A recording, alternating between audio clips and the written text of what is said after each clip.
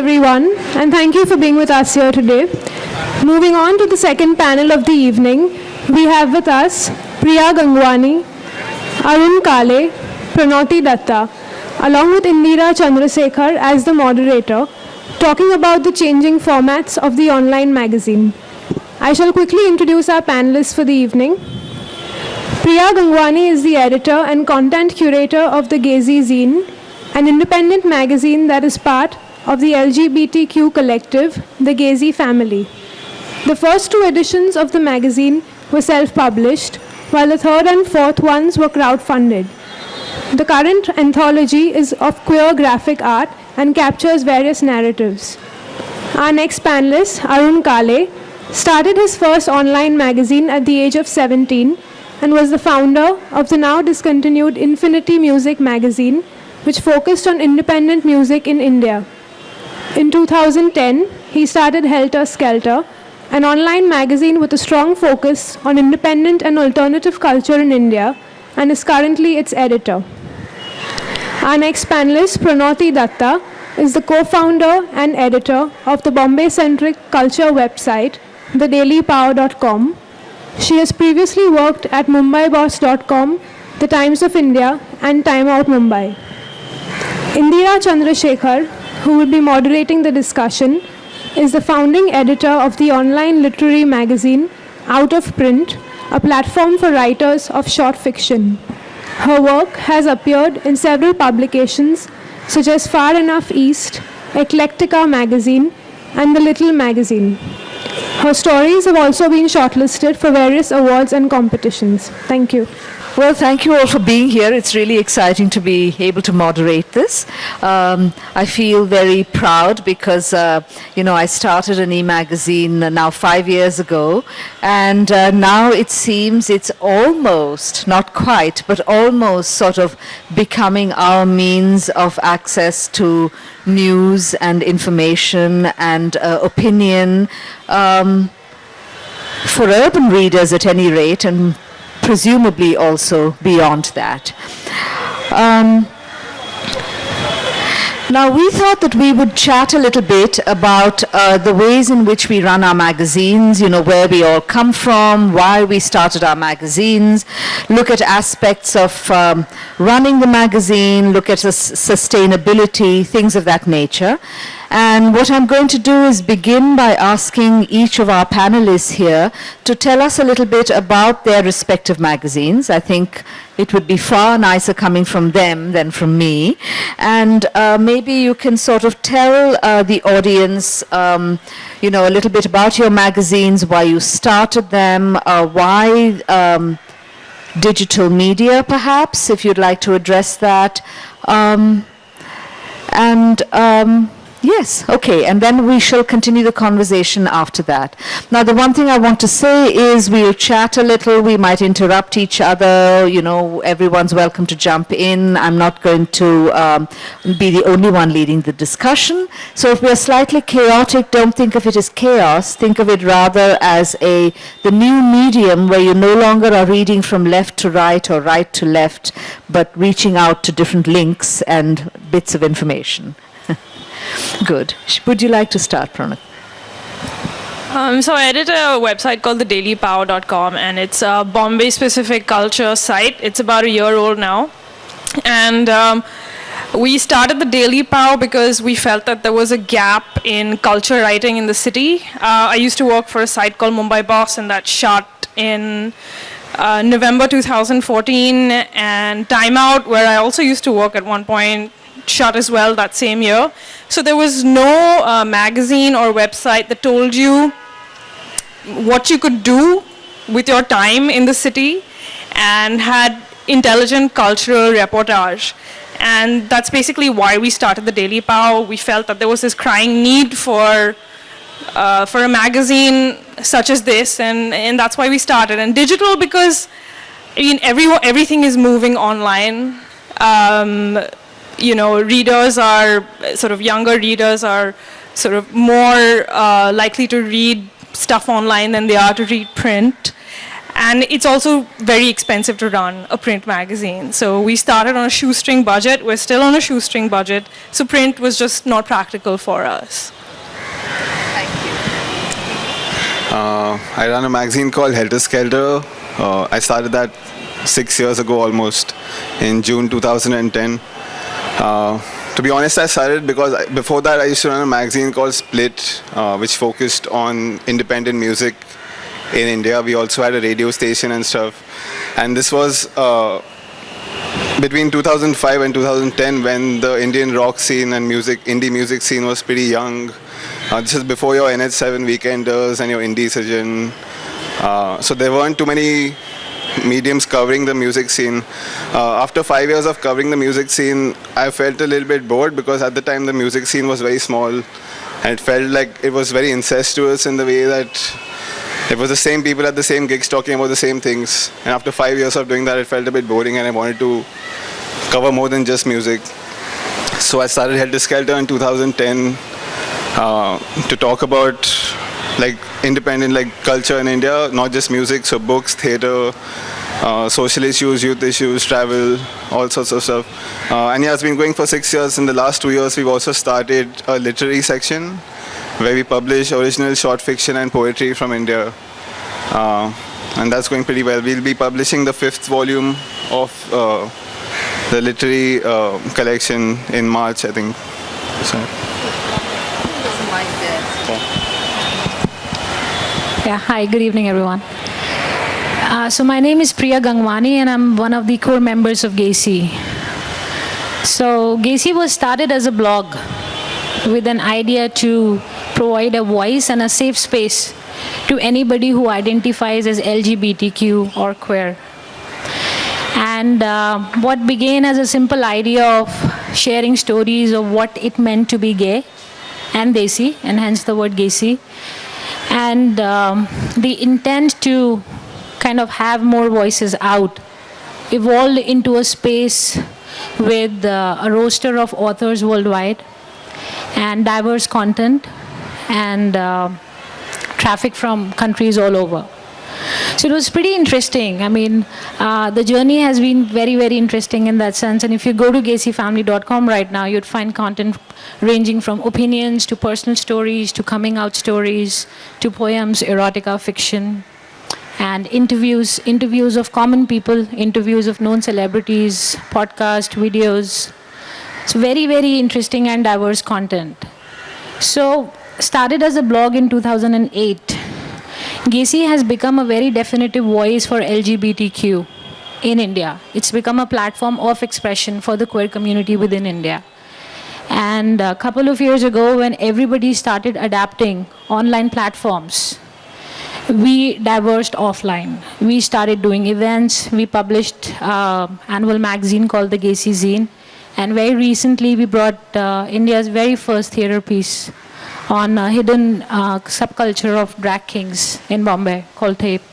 So it's been a very rounded voice, and the idea has been to keep creating this content, engaging with people, and creating content both online and offline.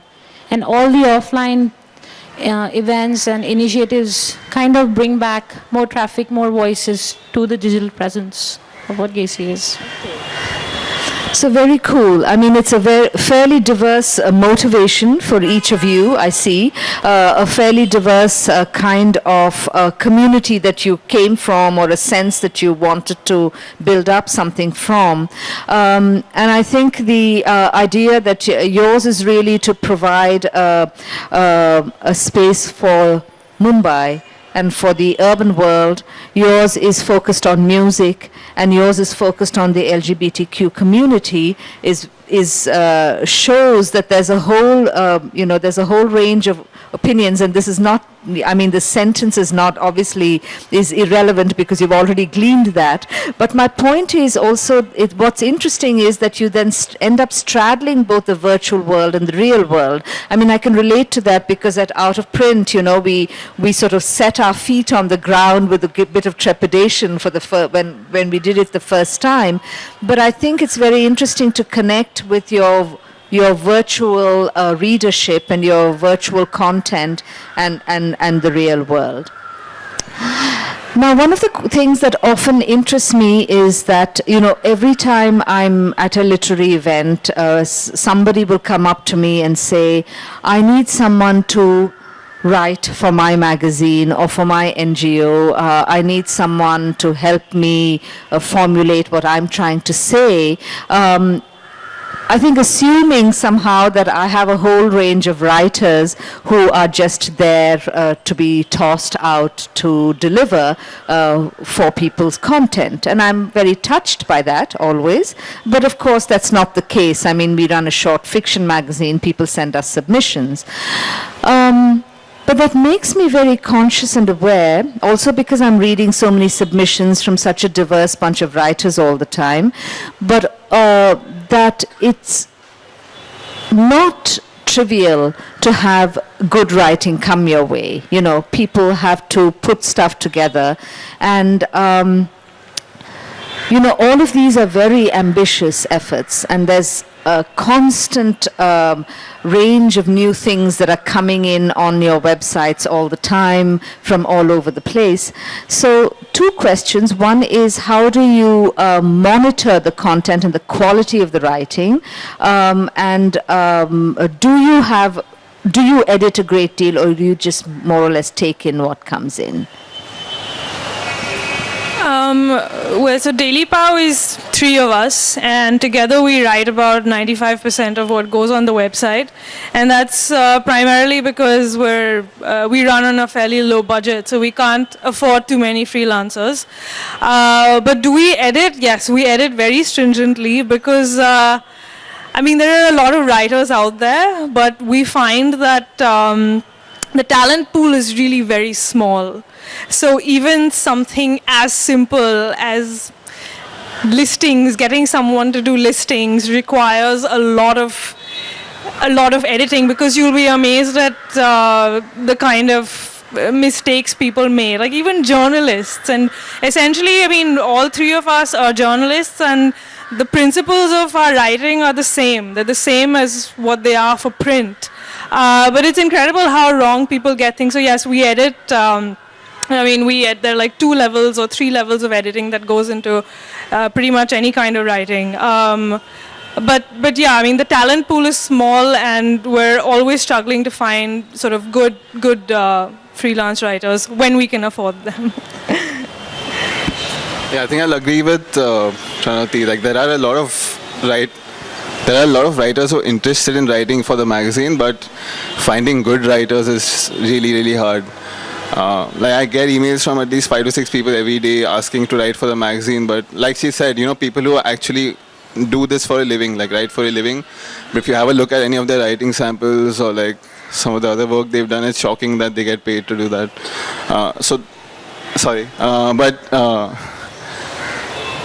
So yeah, to find people who are actually good at their job, who can contribute on a regular basis. Like, there are people who are really good but can't contribute regularly. So even that's quite hard to actually find someone who can do that. Yeah. But at Gacy, it's just very different. We don't really edit. Yes. We would do a very basic edit, make a piece look grammatically fine. But because I think that's just a part of our philosophy. We feel that there isn't anyone you cannot learn to love once you've heard their story. And we feel that every voice deserves to be heard, especially in a space which is just so subversive, where they're just so oppressed. Like, I think a couple of years ago, people had not heard of lesbians. I couldn't find one back in 2009, 10. Finding Gacy was a discovery. It was like, this is it. It was like that golden moment.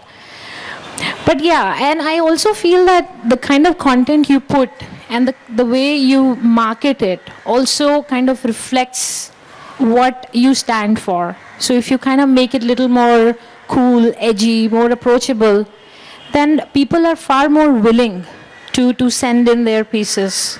That's something, that's really, really worked for us. Like just last evening, we had a meeting, and one of my team members reminded me that in this last 1 year, I have not written a single piece for the online. And yet we have managed to publish close to 12 to 15 pieces every month. And that's all guest contributions and very, very powerful pieces. So I guess it just works differently. Yes, that's really interesting. So each person's approach is different, but also I guess the purpose is different. That is kind of a key. And then, I mean, in a sense, you've already answered. You've already answered this next question, but content, because both of you are running these culture sites, if one can sort of call them that, which are alerting your audience to what's happening almost every day, right? So how do you keep track of content? Because that must be terribly exhausting. Yeah, I mean, it is exhausting, but I have to say that it's a lot easier now because ever since people started hiring PR people, because, people now send you press releases.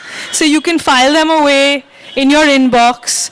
And, you can, like Facebook pages and get alerts. But when I was in timeout in 2005, there were no listings magazines really. So you had to call, every week we had to call up institutions and say, what's happening, and no one had schedules. Now everyone decides things in advance. So it's far easier to keep track of things now. And there are so many sites that do this. There's Time City, there's What's Hot, there's What's In.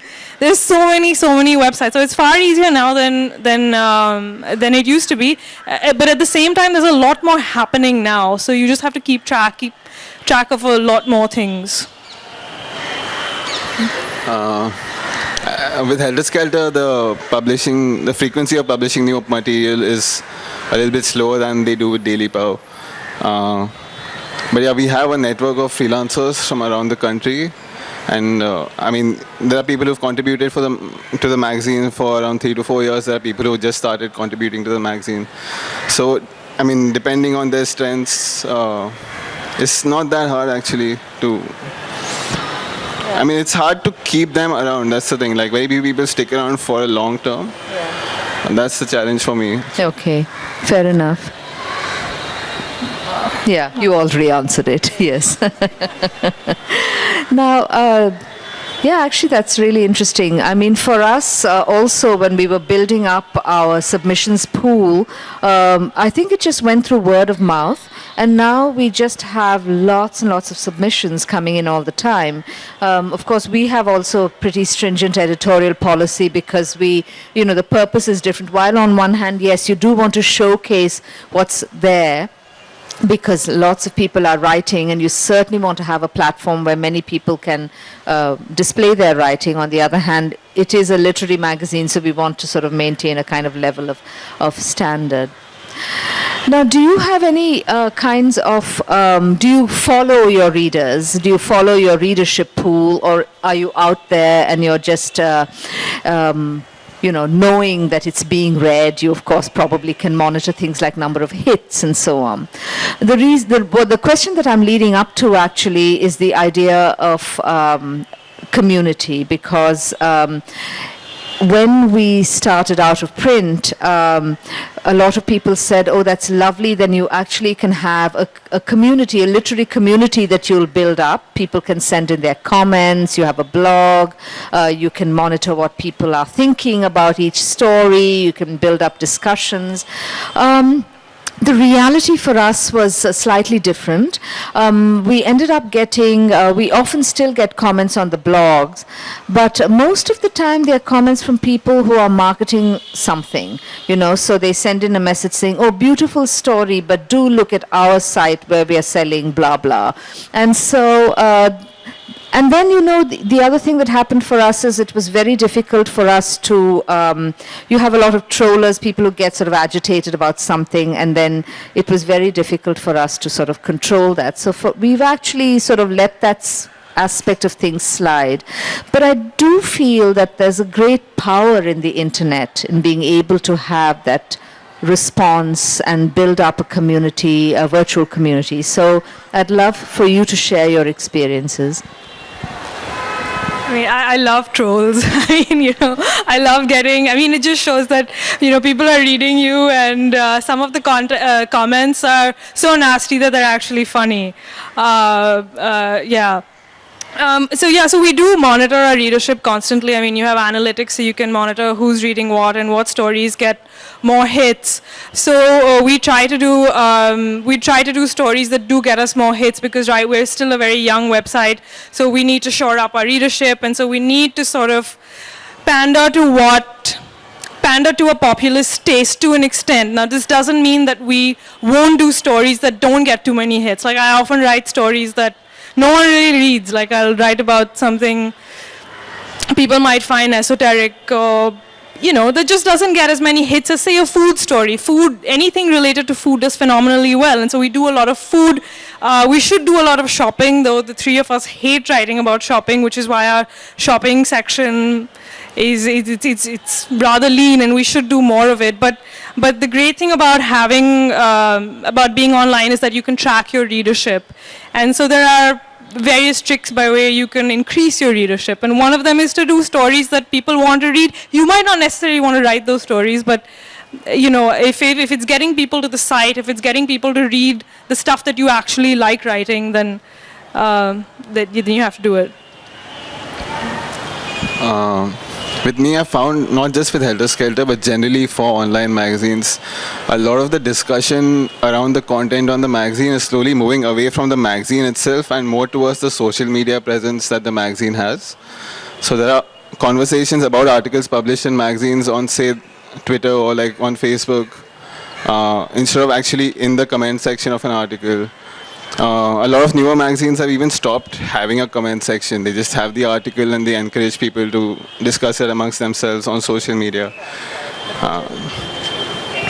But yeah, like she said, it's super easy to track how many people are reading your content, what kind of content gets the most number of people to your website.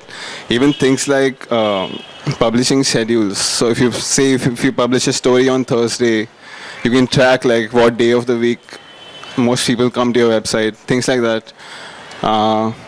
Like Priya said earlier, even with Helter Skelter, we've started doing a lot of offline events and stuff like that to build the community around the magazine. So things like workshops, writing workshops, like workshops to create graphic novels. Our last edition of New Writing, which is our literary collection, was in print. So we did like a bunch of book launches and events around that. I think for me, I think that's been like a more reliable way of connecting with the readership of the magazine. So just one last thing, like the people who have like really serious feedback about the magazine tend to email you rather than like leave a comment or like an article or something like that. Yeah. So I agree with a lot of what Arun Rachna mentioned, that of late, like you've noticed that people are discussing more on social media than really on the site. Mostly you see the comment section of Facebook being flooded with, what are their views, and it's interesting how everyone has an opinion these days. It's quite interesting in that sense. But I think at GACI, what's really worked in terms of people are reading has just been a bit of study of how they are using the site, for instance. Are they more attracted to the comment section? What kind of pieces? And there has been a lot of focus on first-person narratives, fresh ideas and like true personal stories. Because they have that staying power. It's not like something very superficial that, you have just touched upon and that's that. No. And that kind of makes it very, very interesting because, and if you look at India, I mean, that's my personal opinion, I would not like to generalize it, but we are very voyeuristic. We always want to know what's happening in someone else's life. That's a great comment, actually. I mean, that's probably why we're all doing all right. Yeah. And that gives you that hook. You read, something resonates, it stays with you, and somewhere it inspires you to share your own, without the fear of, being typecasted or whatever. Yes, but there's also a flip side to that because everyone has an opinion and everyone wants to share it, and very often the opinions are really not worth sharing or not worth listening to. So I mean, you see this something happens and every news site will publish a reaction piece to it. Very often they're all saying the same thing, right? But everyone feels the need to do it because you want to cash in on the hits. But it's really an empty opinion at the end of the day. So that's the flip side of everyone having an opinion, and also sort of knowing what your readers want to read, because they want to read this, but you don't really want to publish it. Yeah, I agree with that. Yes, that's fair. I mean, we could all be living off of Bollywood breakups, I suppose, but yeah, that's where you make your choices. Well, now I'm going to ask that sort of nasty, difficult question, which we're all shying away from, which is how do we keep ourselves sustainable? I was just, as the previous panel finished, I was just chatting with Siddharth Bhatia, who, as you all know, is the founder and one of the founders and editor of The Wire. And he too, I mean, that's a fairly, if one could call it that, mainstream online magazine, if one wants to say that. And he too was commenting on the fact of how difficult it is to sustain, financially a magazine. And so, well, if each of you would share your opinions. Well, the Daily POW is self-funded. So 3 of us have been funding it. And we decided that we would build it and we would reach a certain level before we sought outside funding. And at the moment, we have 2 sources of revenue. One is content syndication, and one is advertising.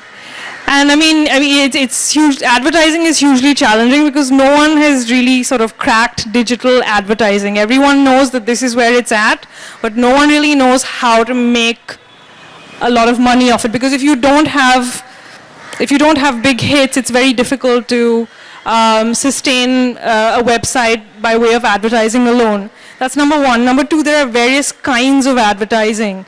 So I mean, I suppose one thought that print advertising would gradually shift to digital as more people read websites, but that's been slow. That hasn't happened. A bulk of advertising is still with print. And people who advertise on digital are not willing to pay the same amount that they would pay print, even though the readership is far greater online. And also people now want, this is something that we're grappling with, various kinds of advertising, creative advertising. And this is slightly tricky because, it's a slippery slope from a creative ad to something that, impinges on editorial ethics. Like a lot of websites do campaigns.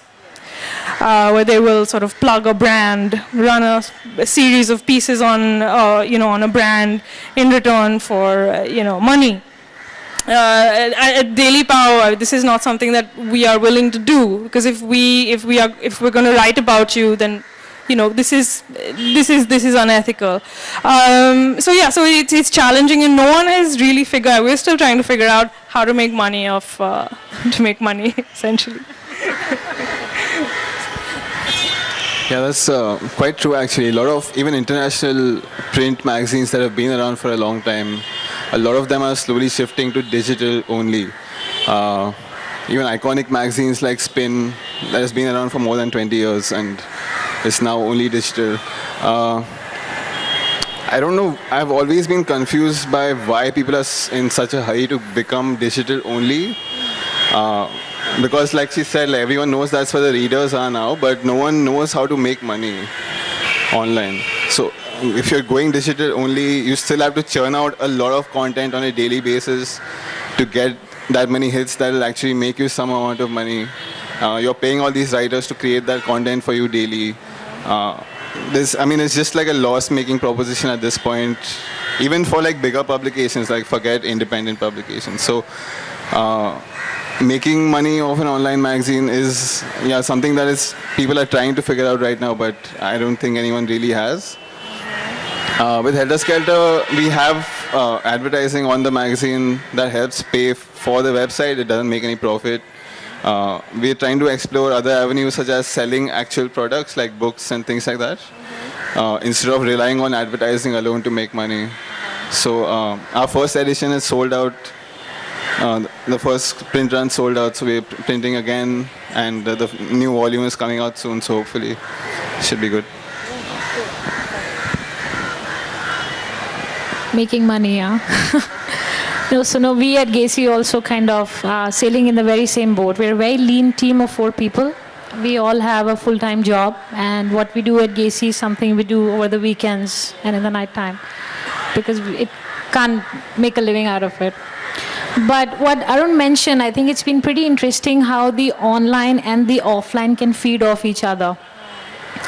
So when we published the print magazine, the first 2 years, it completely took away all the savings. And it was, I think, by the 3rd year that we realized that, oh, hello, there is a community. This magazine is for the community. While it may be for anybody, whether you are queer or not, straight or not, or, homophobic, tolerant, local, global, and good quality content. But let's see if people are actually interested in something like that. And that's how I think the last 2 print issues have been supremely successful. Like the recent one, the target was to raise 2 lakhs, and we raised over 2.5 lakhs in a period of 30 days. Yeah. So I think that does help. But and what Pronoti mentioned about advertising, it's very interesting. I think for us niche publications, while it helps because you have the target audience, but to adapt to brands that are very, very mainstream can also challenge the very ethos that that you're standing on. So it's yes. Quite a tricky situation. Yes, it's very challenging indeed. I quite agree. And I think each person sort of faces their own struggle with it. So kudos to all of you for keeping going and somehow keeping your keeping some kind of ethical compass while you keep going with it. It's not at all easy. No, I just wanted to. I've been doing all the initiating of conversation. So please, at any point, if you want to jump in, make sure that you just start speaking into the mic. I'm just going to check on time. So are we all right? Yes, good. So one of the things that I think certainly for out of print has been very interesting is I think something that was referred to earlier already, perhaps by each of you, which is that because in a sense the online medium seems contemporary, although in some way I think each of us sets our editorial policy and our kind of guidelines, either specifically or just by through the content. I feel people feel emboldened, new writers in our case, but people with new content presumably, feel emboldened to reach out to the magazine and feel that it's accessible and potentially there for them. Do you have any responses to this? You can go in a different order if you want. Yeah, should we go in a different order?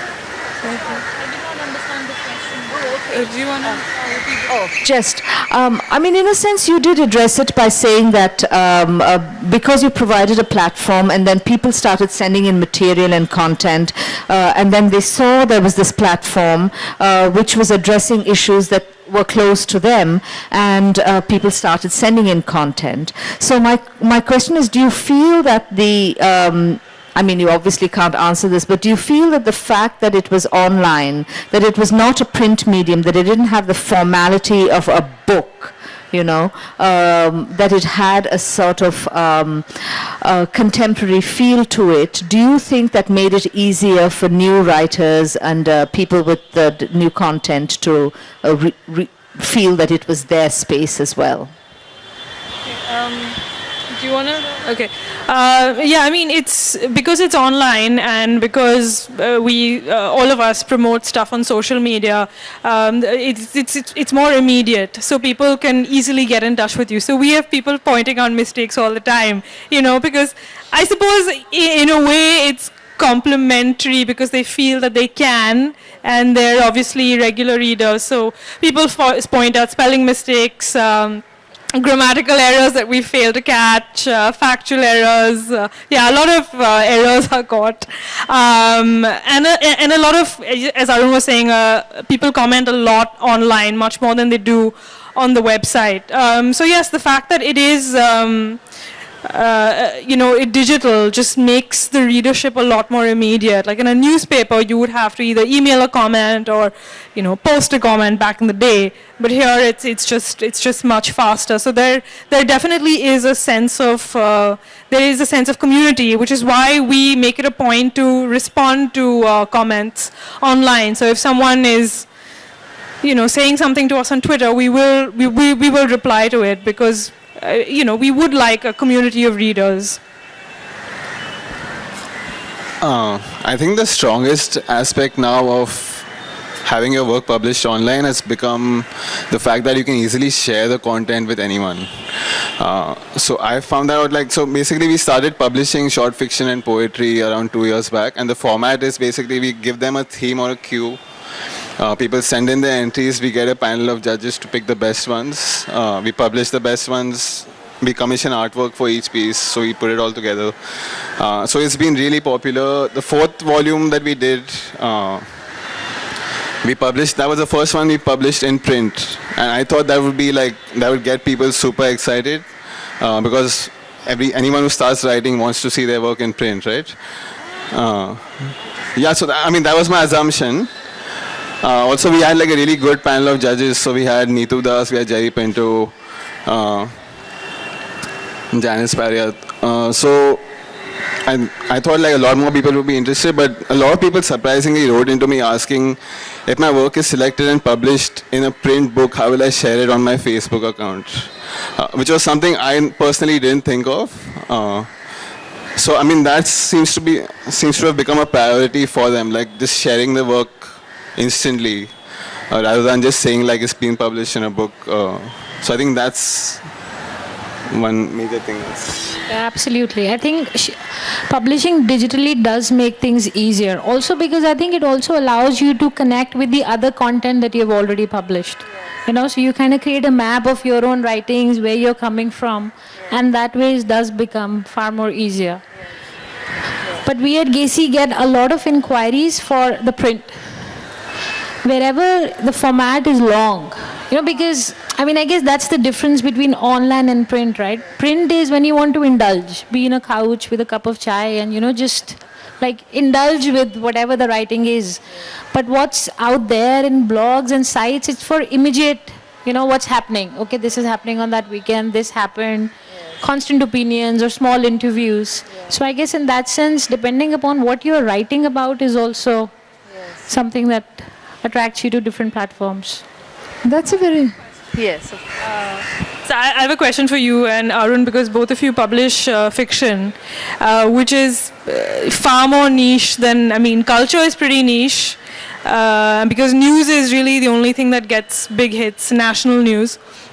But fiction is pretty niche. So what are the challenges of publishing fiction? Because, and what kind of a readership do you get? Since I imagine it's a fairly small, dedicated but small readership. Yeah. Do you want to? Actually, I was when we published the first collection of the fiction and poetry, I didn't know what to expect, to be honest. My goal with that was there are quite a few literary magazines now that are publishing things online in India, but a lot of them are visually a little bit dry. So it's just walls of text, and they have some really good writing, but for someone to follow that and read it regularly, they have to really want to find it and read it. It's not something that is very shareable as such. So I wanted to create a platform which had good writing and looked visually appealing. It looked attractive. People want to share this content with others, which is why there was this whole idea of creating unique artwork for each piece. I also like the idea of getting an illustrator to make a piece for a story, and the artist and the writer haven't met each other, but they're connected through the story only. Surprisingly, like we've published 4 volumes so far, and I think that's slowly become the most popular section of the magazine. More than the actual magazine content, that's what people come to the website for. That's what people like to tell their friends about. So the Helter Skelter is slowly becoming more associated with that part of it than the magazine section. Yeah, thanks for that question. That was nice. Yeah. Well, first of all, how exciting to learn that your readership actually likes to know, is focused on the literary section. That's kind of exciting. Yes, I think it is niche. And, as when we started it, we did think partly whether we should make it sort of a broader scape, and have people engage in different ways and have different kinds of stories. And one was we didn't have the bandwidth at that time. But I think the other reason why I sort of decided that maybe it was not necessary is there are many other magazines doing that. And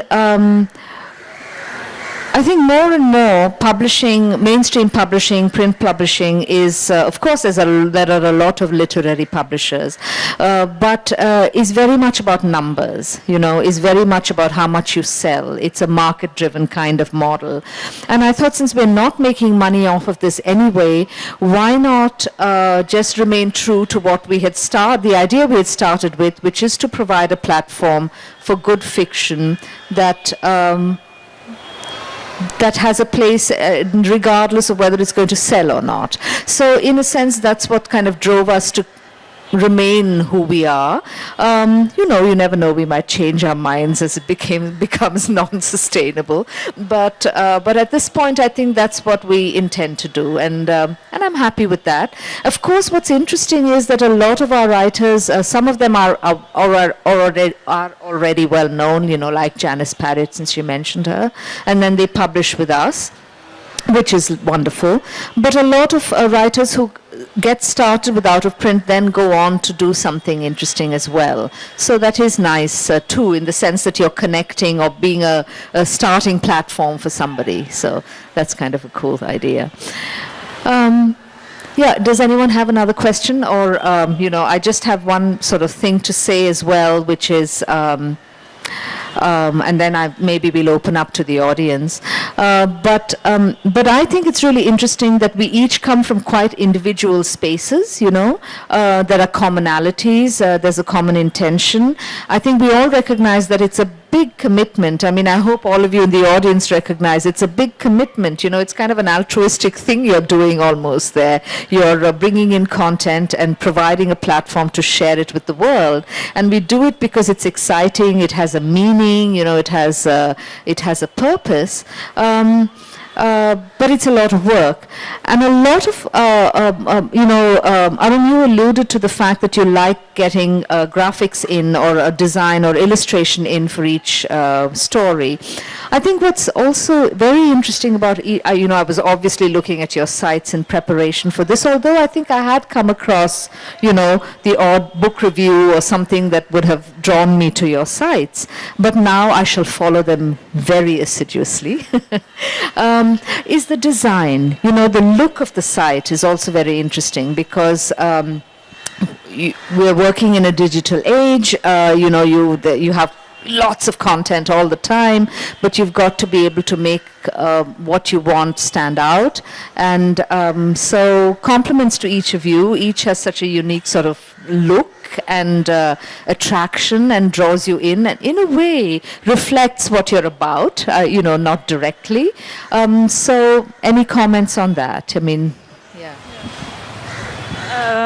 Design and tech both are of utmost importance. You have to have a really good looking website, and you have to have a website that's easy to navigate, because that has a direct bearing on your readership and the number of hits that you get. So one of the things that we've learned over the past 1 year is just to never compromise on design and on tech.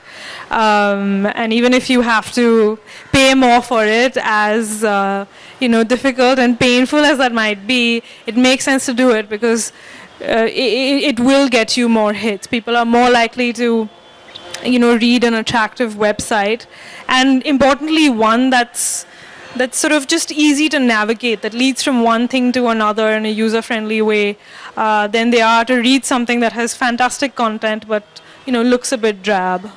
Yeah. That's, she mentioned the word user-friendly.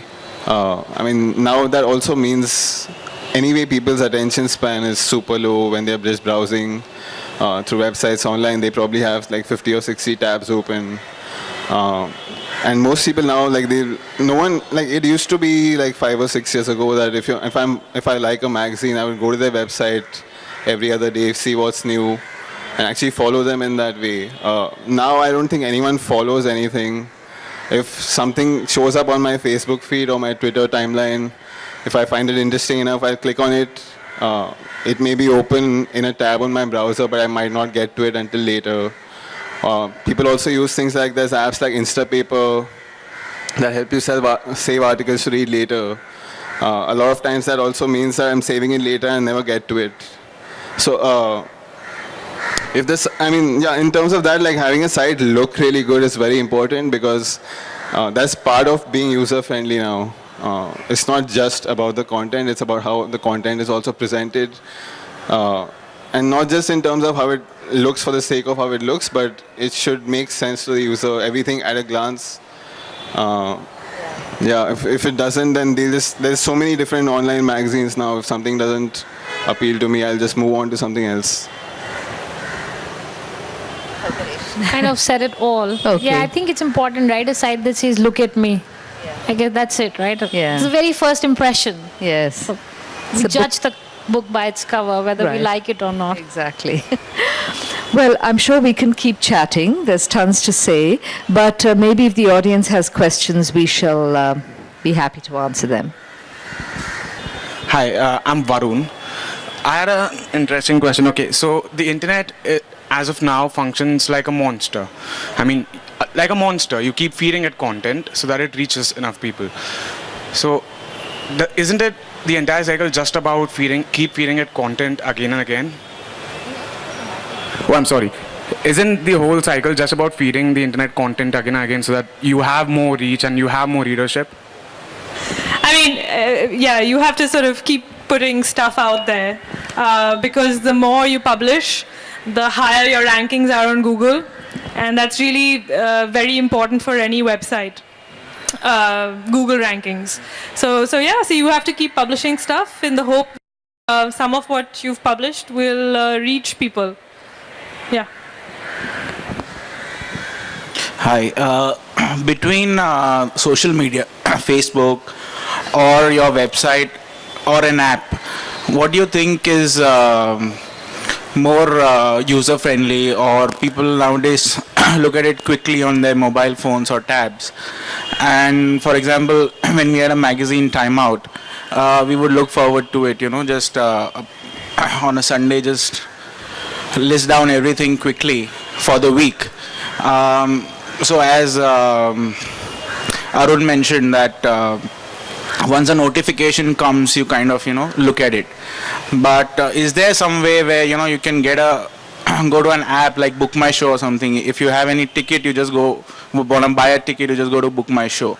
So if you want to say, for example, know what's happening in that week in Bombay, and you kind of go to an app of Daily Pow and just look at it. Is there something like that, or you have to go to the website, and how does it work, kind of? Well, we don't have an app yet. We would like to have an app, but we don't have one yet. But the website is sort of mobile friendly in the sense that it fits into your screen, and you can browse it the way that you would an app.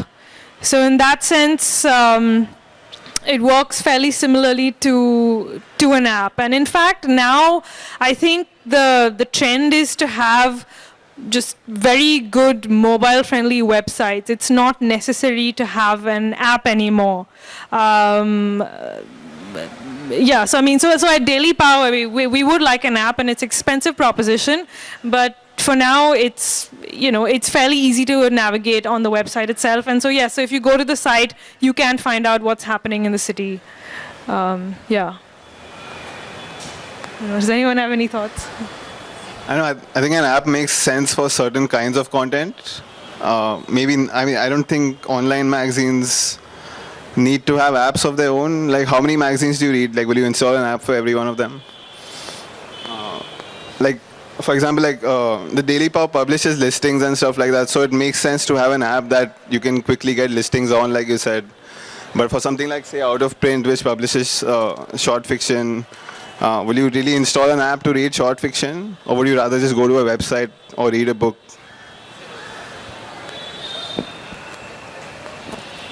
Yeah, that's a nice response. Actually, I just had a sort of response to something you said earlier where you sort of stack up your tabs and you might never get to them.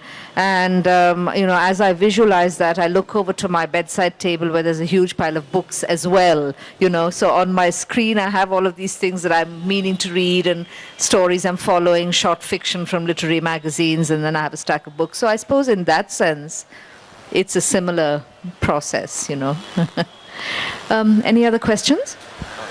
Hello. Hello. Arun, as you pointed out, the attention span of people coming online to read is very less. It's very low. So where did you get your first set of loyal readers? Or would you say it does not exist? A loyal readership who would keep coming to you? Sorry, can you please repeat that? You said the attention span of people coming to read online is very low. That is true. People just go to the next content if they don't like it. So where did you get your first set of loyal readers? The readers who would stick to you? I think all magazines or all publications, if their content is any good, some part of their readership will be loyal readers. What I was more referring to when you were new, just started out.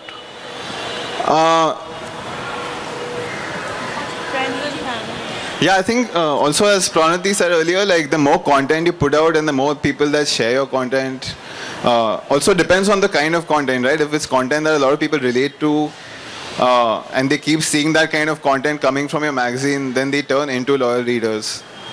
I don't know if that answers your question. That's a good response. I think you're right. You have those loyal readers. And then, as you yourself referred to earlier, and then you have people who are just sort of moving between all the potential possibilities and return to you from time to time, content-based, I think. Yeah.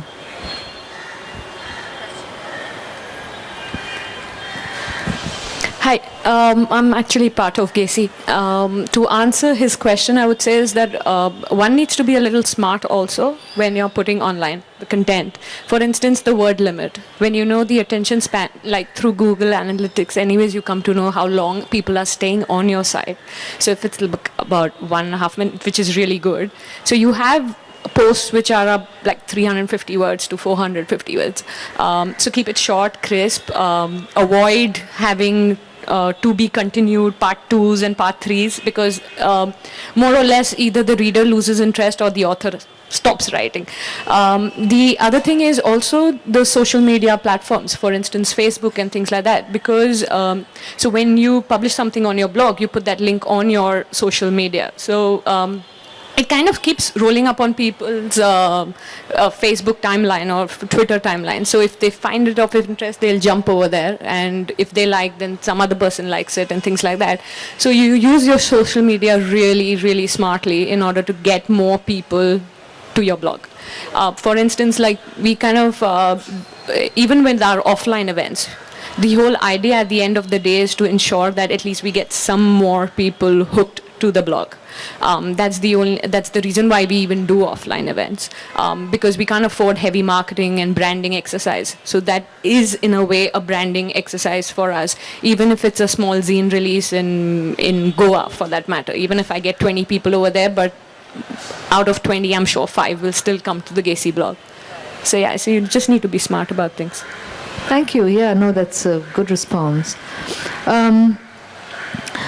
I just want to make a little quick response to the to be continued comment, which is in the literary world, at least in my experience, I find there's increasingly a tendency to look to use the idea of the Dickensian serial, or now our soap opera serials, where you get to a cliffhanger and then to be continued, And so I think some lit mags, or certainly some publishing houses, are thinking of ways in which to exploit that idea, where you do actually use the to be continued, but you have a short, crisp thing each time. I think it also depends on the kind of website it is. So yes, it does make sense for a fiction website, and but might not make sense for, say, a BuzzFeed type website to have something like that. But while short pieces are in vogue. Even sort of long form articles, you find sort of this trend of long form articles, and that they're doing really well, which is very heartening for journalists, because we all want to write more than 1,000 words, which is really quite short actually. But there are takers for all kinds of writing and all kinds of lengths of writing. Yeah.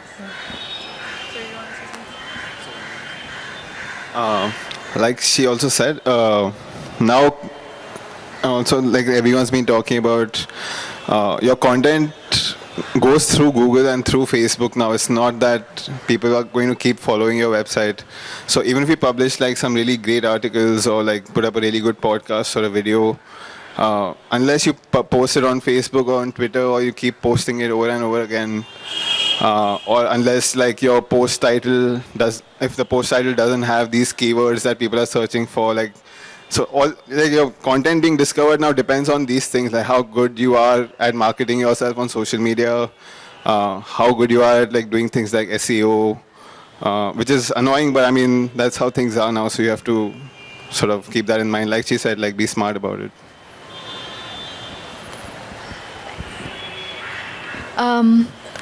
Well, I've got a signal that we have to sort of wind up.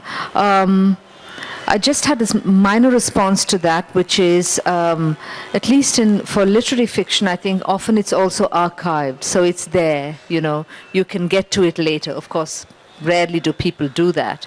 But you can also rest upon that, which if you have a really high quality article that hasn't grabbed people's attention, it's still resting there and you can draw attention to it later. Well, it's been lovely chatting with you. I feel like I learned a great deal, even though I run my own online platform, because each of you has such interesting approaches, interesting audiences, interesting different things that you do. I enjoyed it. I hope you did too. Thank you very much. You've been a great audience. And thanks again to the Kalakora Arts Festival and to the wonderful teams who've kept this all going. Thank you.